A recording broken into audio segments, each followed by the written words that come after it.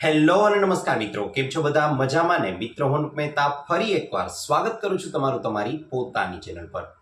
મિત્રો આજે ભારતમાં દર બીજી વ્યક્તિ જે 45 વર્ષની ઉંમર વટાવી રહ્યા છે તેને દિલની નસોમાં બ્લોકેજ શરૂ થઈ રહ્યું છે। જી હા મિત્રો, એક અંદાજ મુજબ કહેવા જાઉં તો સેન્ટર ફોર ડિઝીઝ કંટ્રોલ અને નેશનલ ઇન્સ્ટિટ્યૂટ ઓફ હેલ્થના જણાવ્યા મુજબ 50% વ્યક્તિઓ 45 વર્ષની ઉંમર વટાવે છે પછી તેમને નસોનું કોઈને કોઈ પ્રકારનું બ્લોકેજ છે તેનો તે શિકાર બની રહ્યા છે।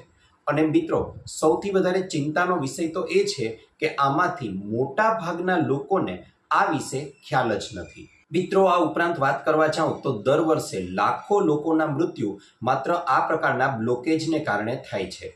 અને સૌથી સારી વાત તો એ છે કે આજના આ વિડીયોમાં હું તમને જણાવવાનો છું એવા 9 ચિહ્નો કે જેને જો સમય રહેતા ઓળખી લેવામાં આવે તો આ પ્રકારના હાર્ટ બ્લોકેજને અથવા તો હાર્ટની નસોના જે બ્લોકેજ છે તેને રિવર્સ કરી શકાય છે અને તેનાથી આપણે લોકો આપણા હાર્ટને, આપણા હૃદયને સુરક્ષિત રાખી શકીએ છીએ। મિત્રો આ વિડીયોમાં હું તમને લોકોને એવા 9 ચિહ્નો દર્શાવીશ કે જે બ્લોકેજને કારણે તમારું શરીર તમને દર્શાવે છે।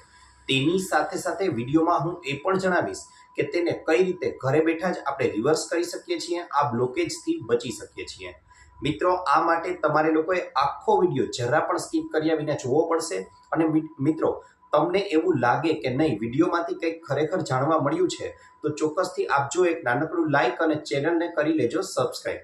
તો ચાલો જણાવી દઉં કયા છે તે 9 ચિહ્નો। મિત્રો આજે હું જે લક્ષણો જણાવવાનો છું તે તમે લોકો વિડીયોમાં સમજતા જાજો અને તેની સાથે સાથે તમારા શરીરમાં જોતા પણ જાજો કે જેથી કરીને તમને પ્રોપર તેનો ખ્યાલ આવી શકે।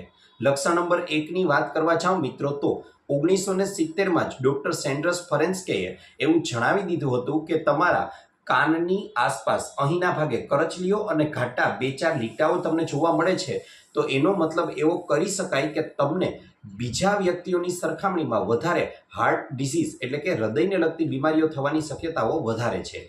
પરંતુ એનો મતલબ એવો જરાય નથી કે આ એક કારણને આધારે આપણે એવું સમજી લઈએ કે નહીં આપણા હાર્ટની નસો છે તે બ્લોક છે। આના માટે અન્ય ચિહ્નોને પણ ધ્યાનમાં લેવા ખૂબ જ વધારે જરૂરી બની જાય છે। મિત્રો ત્યારબાદના ચિહ્નની વાત કરવા જાઉં તો તે ચિહ્ન છે તમારા પગમાં અથવા તો પગના પંજામાં વાળની જે ગ્રોથ હતી તે ધીમી પડી ગઈ છે અથવા તો વાળ છે તે સંપૂર્ણપણે ગાયબ થઈ ગયા છે। તો તે સ્પષ્ટપણે સૂચન કરે છે કે આપણા પગ સુધી, પગના પંજા સુધી લોહી છે તે પૂરતી માત્રામાં નથી પહોંચી રહ્યું અને તેનું સ્પષ્ટ સૂચન છે કે પગની કોઈને કોઈ નસો છે તેમાં ધીમે ધીમે બ્લોકેજ સર્જાઈ રહ્યું છે અને તેના પરિણામે આ પગના જે વાળ છે તે ધીમે ધીમે દૂર થઈ રહ્યા છે।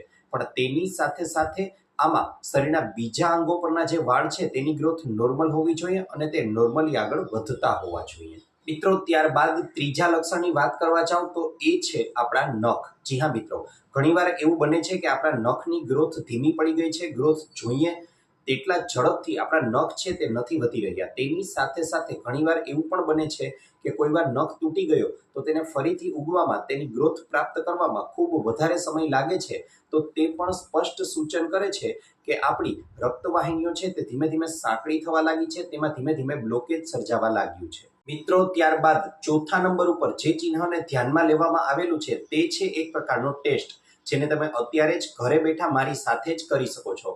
આમાં તમારો એક અંગૂઠો લેવાનો છે અને આ અંગૂઠાને બીજા હાથની 2 આંગળીઓ વડે આગળના ભાગે સેજ પ્રેસ કરવાનો છે, દબાવવાનો છે।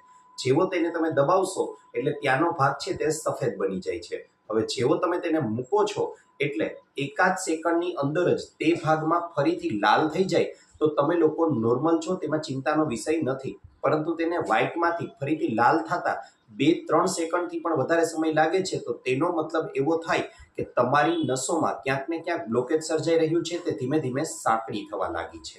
ત્યારબાદના લક્ષણની વાત કરવા જાઉં મિત્રો તો ઘણીવાર એવું બને છે કે આંખની આસપાસ પીળા કલરના ડાર્ક સ્પોટ અથવા તો મસ્સા જેવી વસ્તુઓ જોવા મળે છે।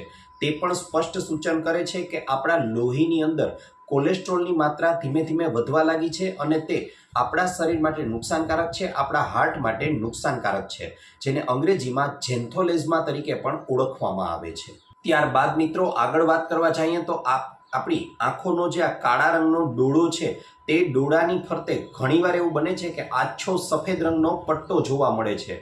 જો તમારી આંખોમાં પણ આવું જોવા મળે છે તો તે સ્પષ્ટ સૂચન કરે છે કે તમારી શરીરમાં, તમારી નસોમાં કોલેસ્ટ્રોલની માત્રા છે તે વધી ગયેલી છે અને તે તમારા હાર્ટ માટે નુકસાનકારક છે અને ધીમે ધીમે નસોનું બ્લોકેજ છે તે થવાનું શરૂ થઈ ગયું છે. મિત્રો, ત્યારબાદ આગળના ચિહ્નની વાત કરવા જાઉં તો ઘણીવાર એવું બને કે તમારા હાથ પગ છે તે ધીમે ધીમે ઠંડા થવા લાગ્યા છે અને થોડો તેમાં બ્લુઇશ અથવા તો જાંબલી રંગ પકડાવા લાગ્યો છે. તો આનું કારણ એ હોઈ શકે કે નસોની બ્લોકેજના કારણે પૂરતી માત્રામાં હાથ પગ સુધી લોહીનું વહન નથી થઈ રહ્યું અને તેના પરિણામ સ્વરૂપે એવું બને છે કે પૂરતો ઓક્સિજન ન પહોંચવાને કારણે હાથ પગ છે તે ધીમે ધીમે ઠંડા થવા લાગ્યા છે અથવા તો બ્લુઇશ રંગ પકડવા લાગ્યા છે. ત્યારબાદ મિત્રો આગળના ચિહ્નની વાત કરવા જાઉં તો તમારા પગ છે તે સોજી ગયેલા હોય, એનો મતલબ પગનો સોજો. અને આ સોજો એવો હોય છે કે જ્યાં સોજા પર તમે પ્રેસ કરશો, દબાવશો તો ત્યાં ખાડો પડી જાય છે, ફરીથી પોતાની મૂળ સ્થિતિ આવતા ઘણી વાર લાગે છે. આનો મતલબ સ્પષ્ટ એવો થાય છે કે તમારું હાર્ટ છે, તમારું હૃદય છે તે સ્પષ્ટ રીતે લોહીને પંપ નથી કરી રહ્યું, લોહીને બધા અંગો સુધી નથી પહોંચાડી રહ્યું અને એ પણ નસોનું બ્લોકેજ છે તે તરફ સૂચન કરી રહ્યું છે. ત્યારબાદ મિત્રો આગળના ચિહ્નની વાત કરવા જાઉં તો તેમાં પગની અને સાથળની નસો છે તે એકદમ વધારે દેખાવા લાગી છે, એકદમ લીલા રંગની દેખાવા લાગી છે. તેની સાથે સાથે કોઈ ઘા પડે છે તો તેમાં ઝડપથી રૂજ નથી આવતી, તો તે પણ સૂચવી રહ્યું છે કે તમારું હાર્ટ ફંક્શન છે તે બરાબર નથી થઈ રહ્યું, હૃદય બરાબર રીતે કાર્ય નથી કરી રહ્યું અને ક્યાંક ને ક્યાંક બ્લોકેજ છે તેની શરૂઆત થઈ ગઈ છે. આ ઉપરાંતના મિત્રો અમુક લક્ષણોની વાત કરવા જાઉં તો એ એવા લક્ષણો છે કે જે તમને દેખીતા નહીં હોય પણ તમે એને અનુભવી શકો છો. જેમાં લક્ષણ 1ની વાત કરવા જાઓ તો તમે જ્યારે સૂતા છો, વેધર સોફા ઉપર સૂતા છો, સેટી, પલંગ, કોઈ પણ જગ્યાએ સૂતા છો, ત્યારે તમે સૂતા સૂતા જ તમારો પગ ઊંચો કરો છો તો તમને સ્ટ્રેસ લાગે છે, તણાવ જેવું લાગે છે, પગમાં દુખાવો થવા લાગે છે અને તમે જ્યારે પગને ફરીથી નીચો મૂકી દો છો તો તમને આરામ લાગવા લાગે છે. તો આ પણ સ્પષ્ટ સૂચવે છે કે તમારું હૃદય છે તે તમારા શરીરના બધા અંગો સુધી લોહી છે તેને બરાબર રીતે નથી પહોંચાડી રહ્યું અને બ્લોકેજ છે તેની શરૂઆત ક્યાંક ને ક્યાંક થઈ ગઈ છે.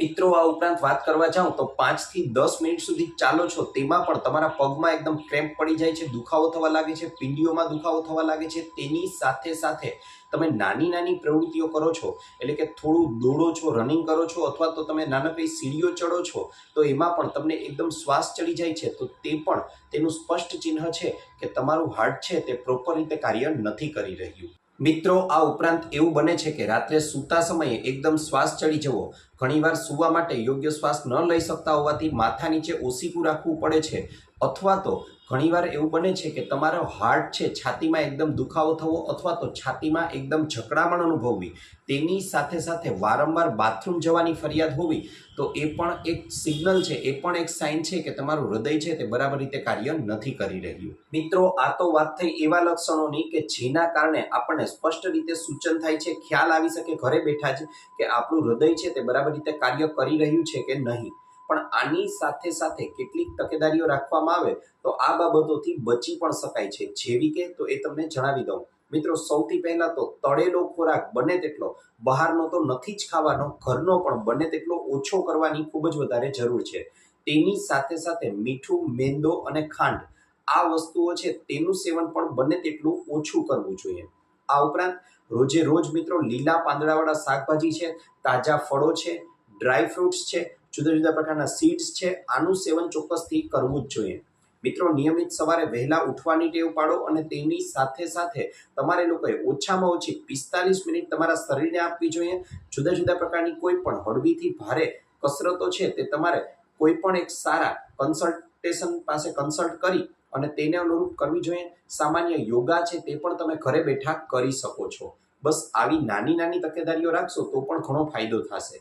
અને જો આવી તકેદારીઓ રાખ્યા પછી પણ તમને ઓછો ફેરફાર જણાતો હોય તો ચોક્કસથી તમે કોઈ સારા કાર્ડિયોલોજિસ્ટને મળી અને આના વિશે તમે ચર્ચા કરી શકો છો અને સાચી સલાહ મેળવી શકો છો. મિત્રો, આશા રાખું છું આપને અમારો વિડીયો ગમ્યો હશે. વિડીયો ગમ્યો હોય તો લાઈક કરજો, ચેનલને સબસ્ક્રાઇબ કરજો. ઉપરાંત આપને પણ કોઈ હેલ્થ કે બ્યુટી સંબંધિત સમસ્યા હોય તો એ પણ જણાવજો. અમે તેના અનુરૂપ પણ નવા વિડીયો લાવવાનો પૂરતો પ્રયાસ કરીશું. આપનો ખૂબ ખૂબ આભાર.